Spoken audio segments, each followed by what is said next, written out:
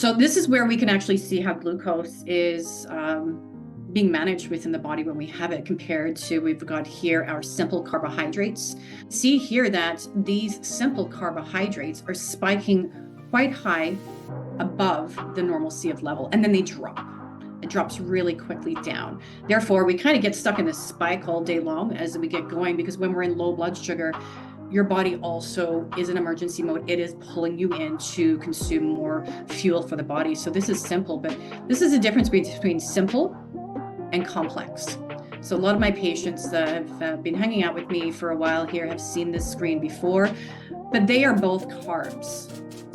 They do work differently as it goes. Now, this is more information as well. So, how do we help the rise and fall of certain carbohydrates is you can pair it with a protein, and it does help the journey a bit more. Now, this is more pairing our complex here and our proteins together, but even when you put your simple with a protein, it does help with the digestive element and breaking down that glucose a little bit simpler as we go.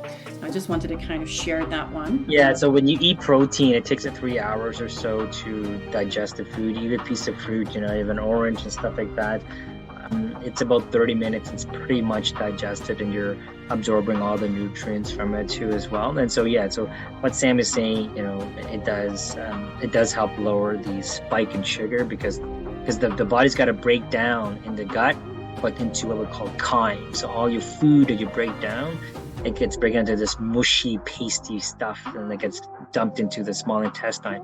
So when you eat protein, it's tougher to break down, and that's why your insulin spike is a lot lower. It's for those individuals who feel like they get these swings. And so a good example is my wife. She's Portuguese, and they eat like a lot of carbohydrates. So they'll eat potato, bread plus rice, and sometimes in one sitting, right? And so she always felt like she needed to eat every 3-4 hours, and she always states that her sugars are low.